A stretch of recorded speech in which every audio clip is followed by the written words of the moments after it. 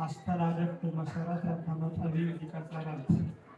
እንደ ብልህ ወይም ደግሞ እንደ ጠቢብ ሰው መሰረት ጀመሩ በሚል ርዕስ ነው የምንነጋገረው። የቅዱስ ጳውሎስ መልእክት ወደ ቆሮንቶስ ሰዎች አንደኛው ምዕራፍ 3 ቁጥር 10 ላይ የምናገኘው ኃይለ ቃል ነው። እንግዲህ ወደ አማርኛ ሲተረጎም እንዲሁ ዝም ብሎ ወረድ ባለ አማርኛ መሰረት መሰረቱ ነው የሚለው።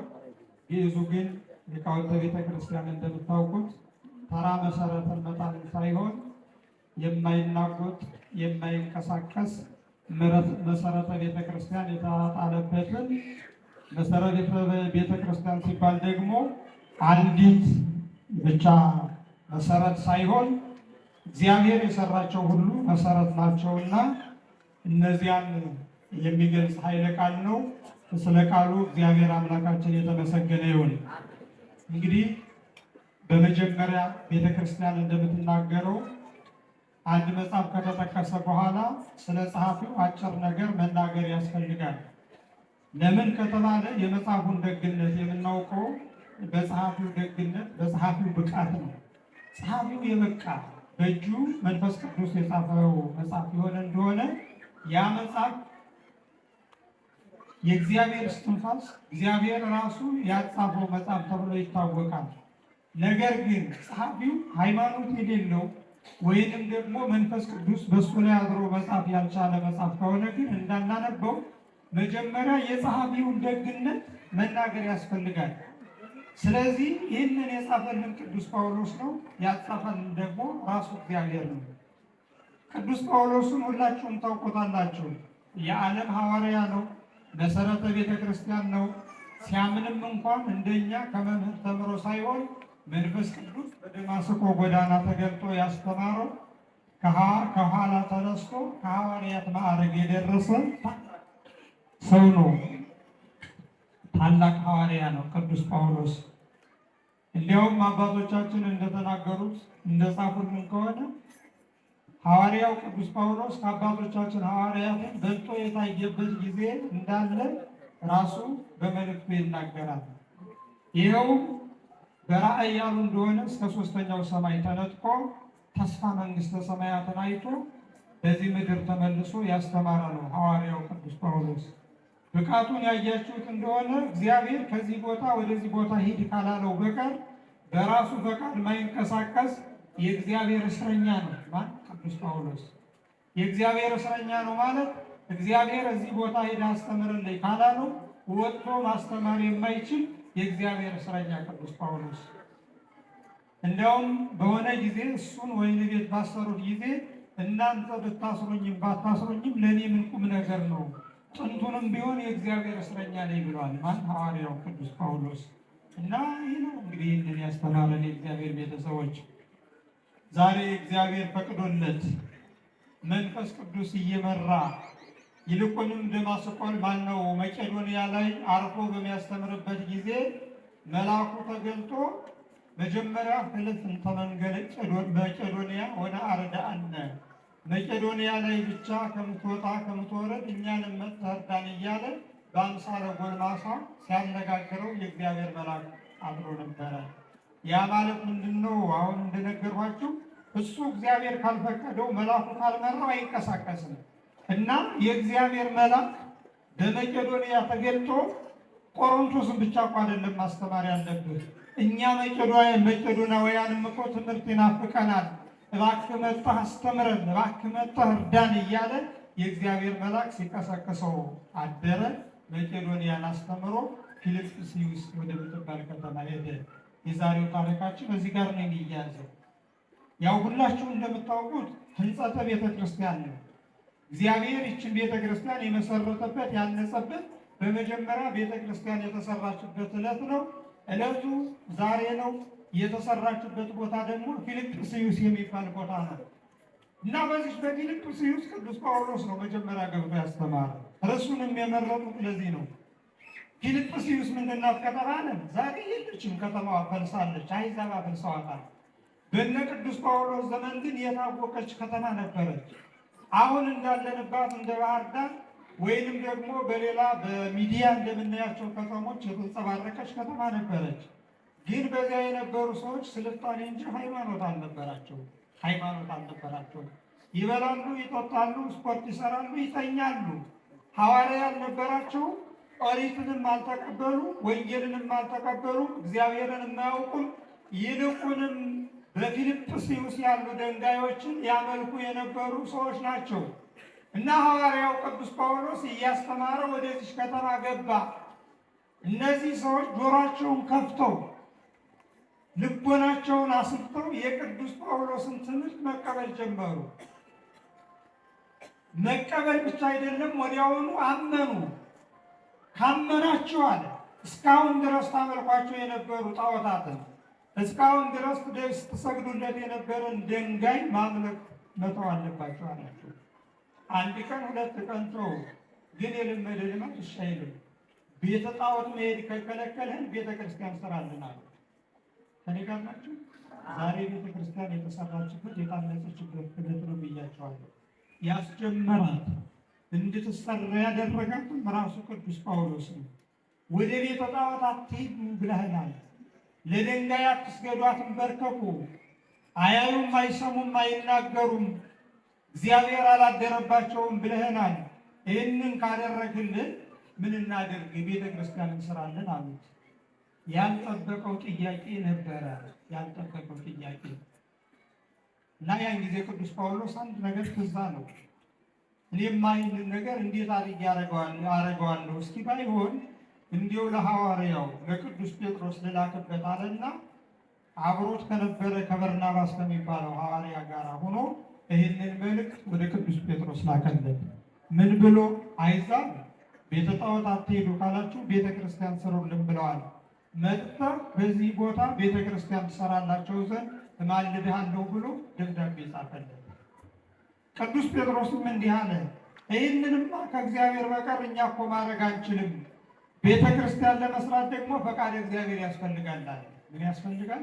ፈቃድ እግዚአብሔር። እንግዲህ የእግዚአብሔር ቤተሰቦች ዋና መልእክት ሊሆን የሚችለው ይህ ነው። ቤተ ክርስቲያን ለመስራት ፈቃድ እግዚአብሔር ያስፈልጋል። እግዚአብሔር ወዶ ፈቅዶ የሰራትን ቤተ ክርስቲያን ማንም አያፈርሳትም።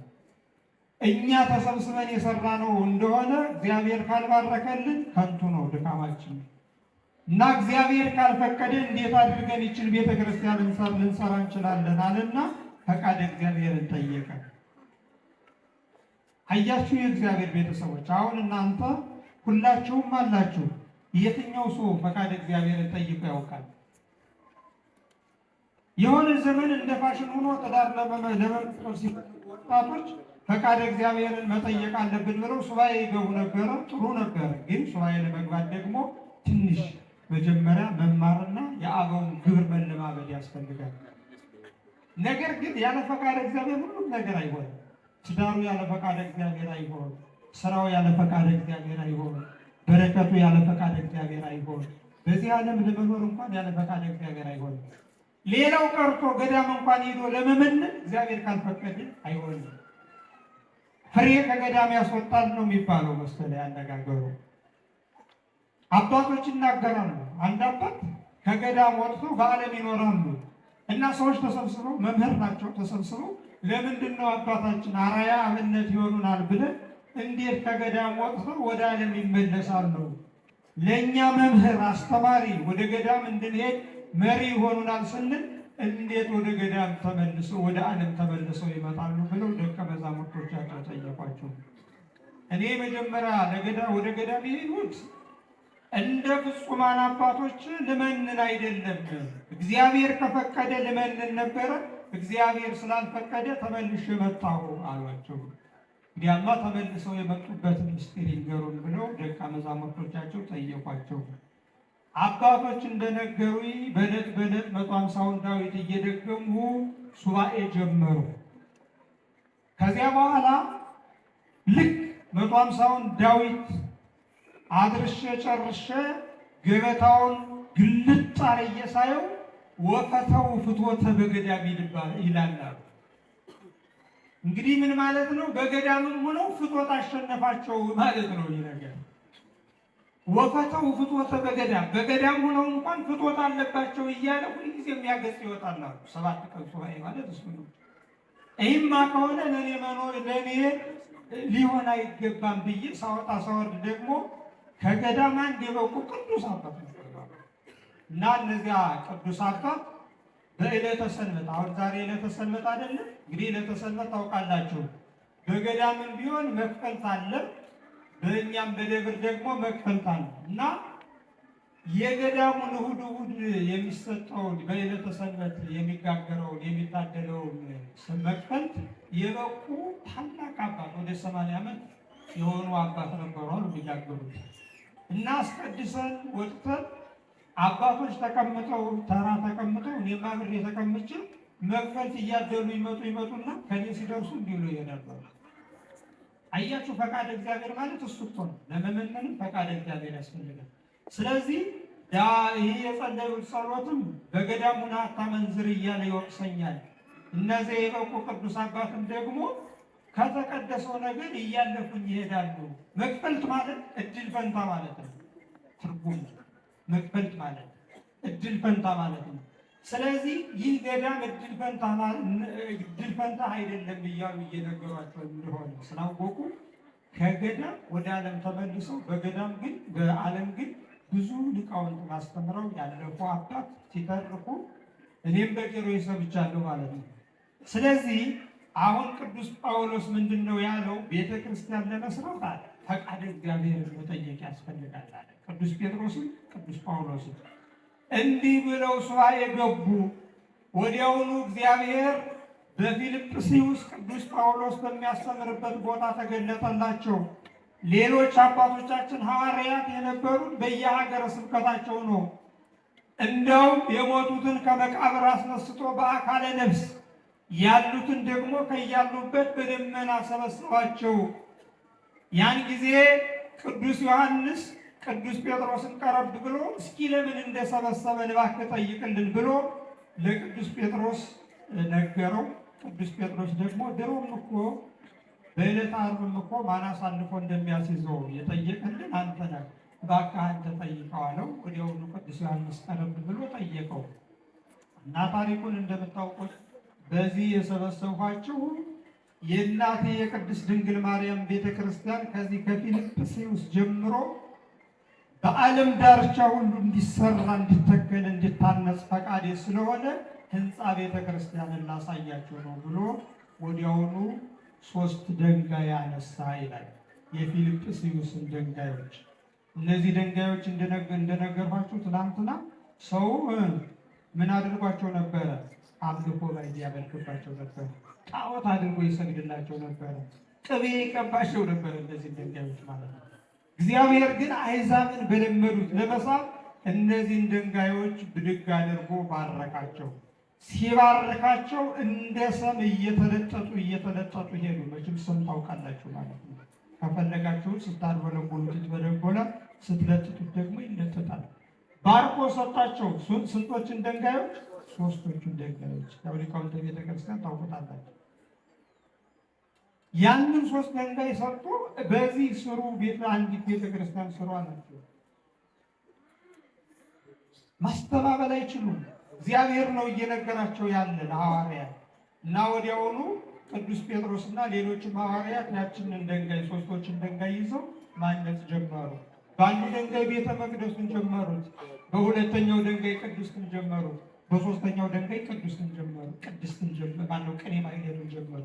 የመቅደሱን የቅድስቱን የቅኔ ማኅሌቱን አድርገው ሲሰሩ በታምራት ድንጋዮች እንደ ሰም እየተለጠጡ እየለዘቡ ሂደው አንዲት ቤተክርስቲያን መስራት ቻሉ፣ በዛሬው ቀን ማለት ነው። ስለዚህ እግዚአብሔር በአጠቃላይ በዛሬው ዕለት በ3 ድንጋዮች አንዲት ቤተክርስቲያን የእመቤታችን የቅድስት ድንግል ማርያም ቤተክርስቲያንን ሰርቶ እኛ በዚያ እንድናገለግል ተአምራት የሰራበት ቀን ነውና እግዚአብሔርን ልብ አንድ ጊዜ እልል ብላችሁ አመስግኑ። እና የእግዚአብሔር ቤተሰቦች የሁላችሁ ፈቃድ እግዚአብሔር ካለ 3 ድንጋዮች በአንዲት ሰዓት አንድ ቤተ መቅደስ መስራት ቻሉ። እናንተ አሁን ቤት መስራት የጀመራችሁ ሰዎች መሰረቱን ለማውጣት ስንት ዘመን ይጨርስባቸዋል? እንዲያው መሰረቱን እንኳን አውጥቼ ተዋለሁ ብዬ ነበረ። አይ እንዲያው ለዚያም በቃ አይደለሁም ብላችሁ አይደል? ያልተበራ እኮ የለም። ይገርማችኋል። ከዚህ እስከ መሸቂት ከዚህ እስከ ቅንባባ ድረስ መሬት አለኝ ይላል ሰው ማለት ነው። ቤት ግን የለውም እንዴ! እግዚአብሔር በረድኤት እንዲያው ካልሞላው በቀር ቤት የሚሰራ ደሞዝ ቤት አለ፣ ቤት የሚሰራ ሀብት አለ። በመንፈሳዊ ነው እንጂ በስጋዊ እኮ ራሷ ኢትዮጵያም እኮ እልም ያለች የደቀቀች የወደቀች ድሃ ሀገር እኮ ናት እኮ። ይህ ፕሮፓጋንዳ እንዳያታልላችሁ ሁለቱን ማመን ያለባቸው ቢያንስ ቤተክርስቲያን ላይ ስትሆኑ ማለት ነው። እና የእግዚአብሔር ቤተሰቦች እግዚአብሔር ከፈቀደ ግን እንዲህ ያደርጋል። እንዲሁ እስኪ ምን አለ ራሱ እግዚአብሔር እግዚአብሔር የሐነጸ ቤተ ከንቶ ይጻመውን ለይሐንጾ እግዚአብሔር ቤተ መቅደስን እግዚአብሔር ቤተ እግዚአብሔርን ካልሰራ በራሳቸው ጊዜ በራሳቸው ፈቃድ እንሰራለን የሚሉ በከንቱ ይደክማሉ አለ። እግዚአብሔር ቤተ መቅደስን ካልሰራ በከንቱ መድከም አስቸጋሪ ነው። የእግዚአብሔር ቤተሰቦች አንዳንድ አድባራት ገና ስታዩቸው መሰረቱ የወደቀ ጭቅጭቅ ይነሳል። እኔ ነኝ አሰሪ ኮሚቴ መሆን፣ እኔ ነኝ የህንፃው ኮሚቴ መሆን ከሚለው ጀምሮ ጭቅጭቁ ይነሳል። ዱላ አለ፣ ድብድብ አለ።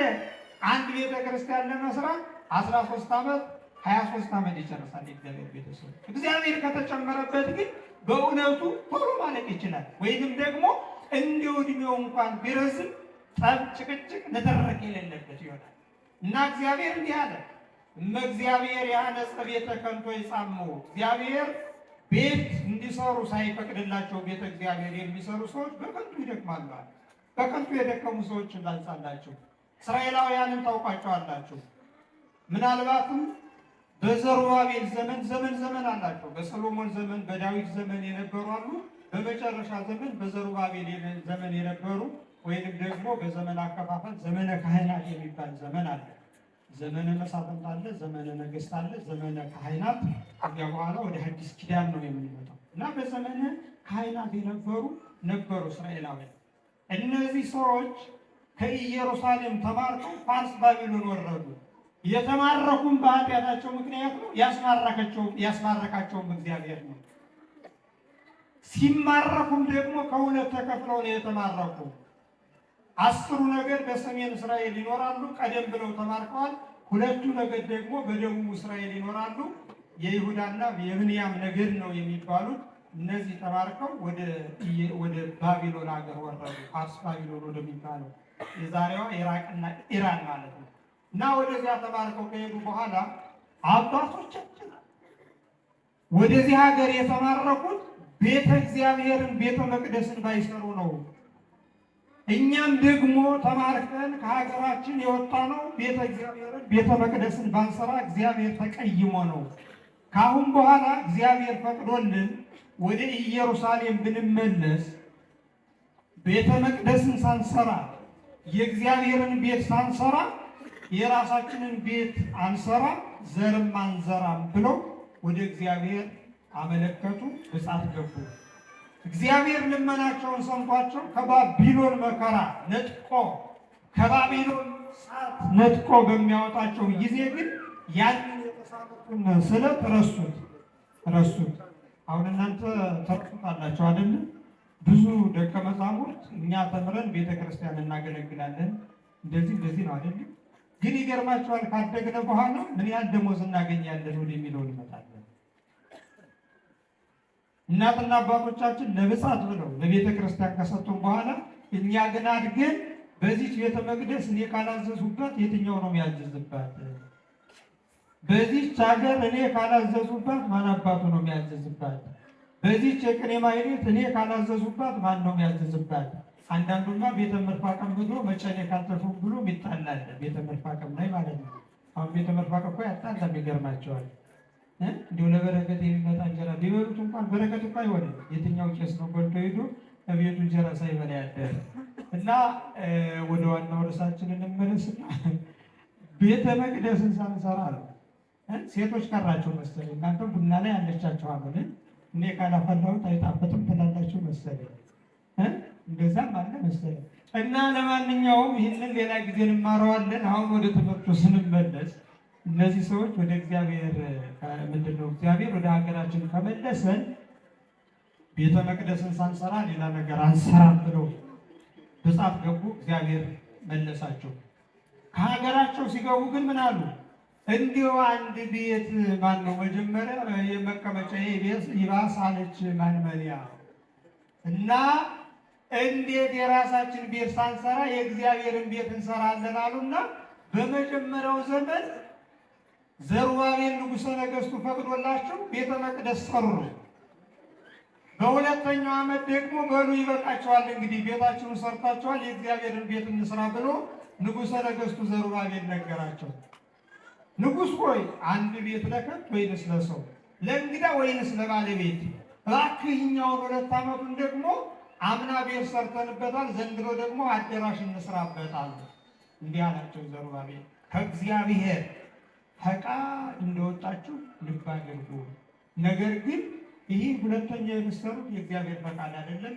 እኔ ከብጻታችሁ ምንድነው ነፃ ነኝ ወይም ከመከራው አልሳተፍም ብሎ ነገራቸው። በሁለተኛው ዓመትም ቤት ሰሩ። አያችሁ፣ የእግዚአብሔርን አንድ ቤት ሳይሰሩ። እስቲ ሙሴን አስቡ። ሙሴ እኮ ለእሱ ምንም ሳይኖሩ መጀመሪያ ኤልያብና ባስልኤልን የሚባሉ ጠበብት አስነስቶ ደብተራ ድንኳን ነበር የሰራ ለታቦቱ ለቤተ መቅደሱ። እነዚህ ግን 2 ቤት ሰሩ። ይገርማቸዋል። ቤተ ታቦቱን ይዘውት የሚንቀሳቀሱን ታቦት ከዛፍ ጎሬ ስር አስቀምጠው እነሱ የራሳቸውን ቤት ድንጋይ እየተፈተፋሉ። እና በዚህ ምክንያት ምናላቸው ዘሩባቤል ከእግዚአብሔር ፈቃድ ወጣቸዋል። እግዚአብሔር ካልፈቀደላችሁ እናንተም ብትሰሩ ቤቱ አይጠቅማችሁም፣ እኔ ግን ከዕዳው ከመከራው ነፃ ነኝ አላቸው። በሁለተኛውም ዓመት ቤተ መቅደስ ማነው የራሳቸውን ቤት ሰሩ። በ3ኛው ዓመት ጡርምባ ተነፋ። ውጡ ውጡ፣ ወደ ቤተ ክርስቲያን ልንሰራ ነው፣ ቤተ እግዚአብሔር ልንሰራ ነው ተባለ። የድር ጡርምባ ውጡ ተባለ። ተቀሰቀሰ። ድንጋይ እየተሸከሙ ድንጋይ በድንጋይ አንሰራም ያሉ ደግሞ ወርቁን ራሱ እየተፈተፉ የወርቅ ቤተ ክርስቲያን እንሰራለታለን ብለው ለእግዚአብሔር ወደ ቤተ መቅደሱን ወደሚሰሩበት መንገድ ጀመሩ። ታዲያ ምን ይሆናል? የእግዚአብሔር ፈቃድ ከሌለ ምንም ቤተ መቅደስን ቀርቶ የራስን ቤት መስራት አይቻልም። ሂደው ቀን ሲሰሩ ይውላሉ፣ ማታ ፈርሶ ያድራል። በ3ኛው ዓመት ለምን? የእግዚአብሔር ፈቃድ አልነበረ። እግዚአብሔር በገቡት ብጻት መሰረት በመጀመሪያው ዓመት ቤተ መቅደስ እንዲሰሩ ፈቅዶላቸው ነበረ። በሁለተኛውም ዓመት ቤተ መቅደስን እንዲሰሩ ፈቅዶላቸው ነበረ። ከዚያ በኋላ ግን እግዚአብሔር ረድኤቱን አንስቷል። በረከቱ ከነሱ ተለይቷል። በረከቱ ስለተለያቸው እግዚአብሔር ፊቱን ስለዞረባቸው በ3ኛው ዓመት በእነሱ ፈቃድ ተነስተው ቤተ መቅደስን እንሰራለን ብለው ቀን ቀን ሲሰሩ ይውላሉ፣ ማታ ማታ ፈርሶ ያድራል። የእግዚአብሔር ቤተሰቡ አሁን በሀገራችንም ታሪክ እኮ እነ ቅዱስ ላሊበላን ስታዩ እግዚአብሔር ፈቅዶላቸው ነው። አንድ ባንድ እጅ ሐናፄ መቅደስ በጥበብ አይደል የሚላቸው? ንጉሠ ነገሥት ናቸው፣ ቅዱስም ናቸው። ላሊበላን ታውቃላቸው። ይህንን ያህል ዓለምን የሚያስደምም ቤተ መቅደስ ሊሰሩ የቻሉ እግዚአብሔር ፈቅዶላቸው ነው። እግዚአብሔር እንድንሰራ የሚፈቅድልን ጊዜ አለ። ያን ዕድል ካባከነው ደግሞ ከንቱ ነው። የእግዚአብሔር ቤተሰቦች ከንቱ ነው እና ሁላችንም በጊዜያችን እንድንሰራ እግዚአብሔር አምላካችን ይፍቀድልን። እነሱ ግን ያለ ጊዜያቸው ተነስተው እንሰራለን የሚሉ ቤተ መቅደሱን ቀን ይሰሩታል፣ እንዴት ይፈርሶ ያድራል። አንዳንድ ጊዜም ደግሞ ጠላቶቻቸው እየመጡ ቤተ መቅደሱን ያፈርሱበታል። እና በዚህም አሉ አባቶቻችን መጻሕፍት ተባብረውበታል። ኢሳይያስም አውዲ ሳረረታ ለምድር ወየማነ ያጽናዕቶ ለሰማይ፣ ይህንን ሰማይ የሰራው እጄ ነው፣ ምድርንም ደግሞ የፈጠራት እጄ ነው። እናንተ ቤተ መቅደሱን የት ላይ ይሰራላችሁ እኔ ሳልፈቅድ አለ። ስለዚህ የሚሰሩበት መሬት ቤተ መቅደሱን ሊቀበል አልቻለም። የእግዚአብሔር ቤተሰቡ እንደዚህ እንዳልሆን እግዚአብሔር አምላካችን ይፈቀድልን። አዎ ይሁንላችሁ። እግዚአብሔር የፈቀደለት ዘሩባቤል ሲሰራ ግን ቤተ መቅደሱ ጸና። በዛው ታሪክ ላይ እነሱ ሲሰሩ ህዝቡ ሲሰሩ ይፈርሳል። ዘሩባቤል ግን ሲሰራ ቤተ መቅደሱ እየጸና ይሄዳል። እንዲያውም አባቶቻችን ሲተርኩ እብንን ተመነንዋ ለድቅ ፈኢቲ ኮነት ውስተ ርእሰ ሰማይ ዘንድ ይላል። እነሱ ድንጋይ አንስተው ሲጠፈጥፉ ይፈርስባቸዋል። ዘሩባቤል ግን ቤተ መቅደስን በሚሰራ ጊዜ በዘሩባቤል እጅ ራሱ እግዚአብሔር ሲሰራ ያድራል። በላሊበላ እጅ ራሱ እግዚአብሔር እንደሰራው በዘሩባቤል እጅ ደግሞ ራሱ እግዚአብሔር ሰራ። እና ቀደም ሲል ሙሴ ከግብፅ በወጣ ጊዜ እግዚአብሔር ለሙሴ ባርኮ የሰጠው ይችን መዳፋችን የምታክል ትንሽ ድንጋይ ነበረች። እብነ ሙሴ ወይንም ደግሞ እብነ ብልቲት ይሏታል አባቶቻችን።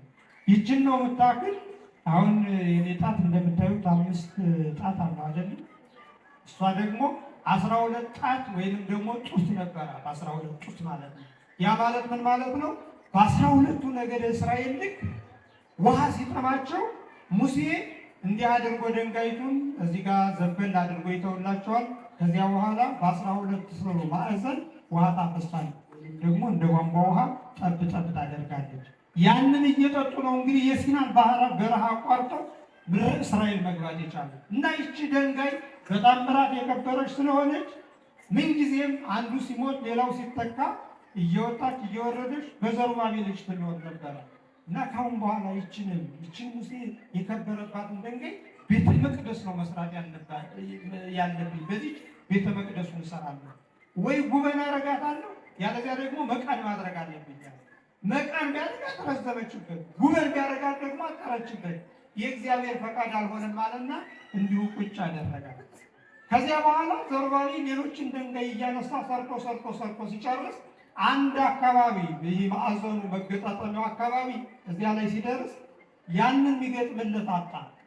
ቆይቶ በምን እገጥመዋለሁ እስኪ ሌላ የተሳለ ምርጥ የሆነ የለሰለሰ ድንጋይ ይፈልጋለሁ ነገ እሰራዋለሁ ብሎ ወደ ቤቱ ሄደ። ያቺ አናጺዎች ንቀው የተዋል ዘሩባቤል የናቃት ድንጋይ ግን በታምራት ብድግ ብላ የቤተ መቅደስን ጣራ ገጥማለት አደረች። የቤተ መቅደሱን ጣራ የእግዚአብሔር ፈቃድ ሲሆን ማለት ነው። አያችሁ እግዚአብሔር መኖሩ ቤተ መቅደሱን እግዚአብሔር መስራቱን ለማረጋገጥ የጣሏል እና አባቶቻችን እብንን ተመንንዋል ወኢቲ ኮነት ውስተ ሰማይ ዘንድ አናጢዎች የናቋት ድንጋይ የማዕዘን ማቅኛ ሆነች አለ። ቅዱስ ጳውሎስ ግን እብን ወይንም ደግሞ ኮክ የተባለ ክርስቶስ ነው። ያችን ለቤተ መቅደሱ መሰረት እንደሆነች ዛሬ ደግሞ በፊልጵስዩስ ለተሰራው ቤተ መቅደስ መሰረቱ ራሱ እግዚአብሔር ነው። ዋልዎ ዘይሳረሮ ዘይንበለ ዘተሳረረ ወመሰረት ክርስቶስ ውእቱ። ቅዱስ ጳውሎስ ሲናገር እግዚአብሔር ከመሰረተው እግዚአብሔር ከሰራው ቤተ መቅደስ ውጭ ሌላ እንዳሰሩ ሌላ የሰራችሁ እንደሆነ ጣዖት ይሆናል። መሰረቱም በፊልጵስዩስ ዛሬ የተሰራው ነው። መሰረቱም ደግሞ ከላይ ያለው ኢየሱስ ክርስቶስ ነው ብሎ ዛሬ ቤተ መቅደስን የሰራበት ዕለት እመቤታችን ቅድስት ድንግል ማርያምን ክብሯ የተገለጠበት ዕለት ነው የእግዚአብሔር ቤተሰቦች። እና ይህንን ካደረገ በኋላ ህንፃውን የሰራው በ20 ቀን ነው።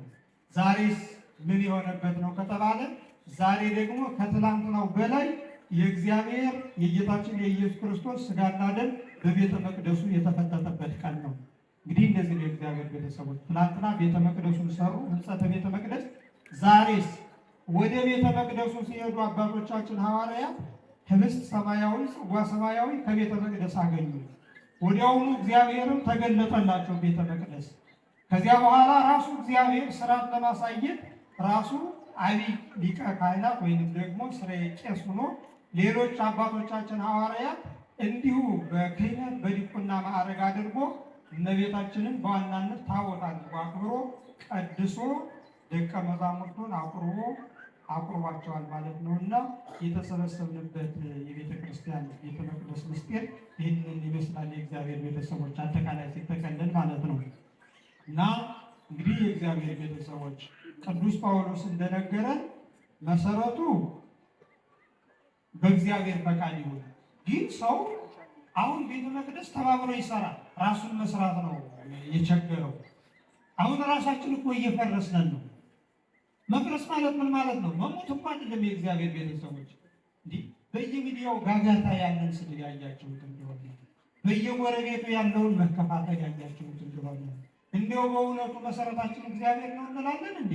አባቶቻችን ሐዋርያት እኮ ቤተ መቅደስን እንዲህ አድርገው ሊሰሩ የቻሉት መጀመሪያ እነሱ ስላነጻቸው ነው። እና ራሳችን እናንጽ እንጂ ማነጽ እኮ ያስፈልጋል። ካህኑ የክህነት ስራ በመስራት መምህሩ የመምህር ስራ በመስራት ገዳማውያኑ የገዳሙን ስራ በመስራት ሁሉም ዲያቆናቱ የራሳቸውን ስራ በመስራት ምዕመናን የራሳቸውን ስራ በመስራት እንዲህ አድርገን ራሳችንን መመስረት ነው ያለብን። የእግዚአብሔር ቤተሰቦች አንዱ በአንዱ ከገባ ግን መመስረት ሳይሆን መፍረስ ነው የሚመጣው። የእግዚአብሔር ቤተሰቦች እንዲህ እኛ ቤተክርስቲያን ባትኖር እኮ እንደ ሀገር መኖር አንችልም። እውነት ነው የምነግራቸው።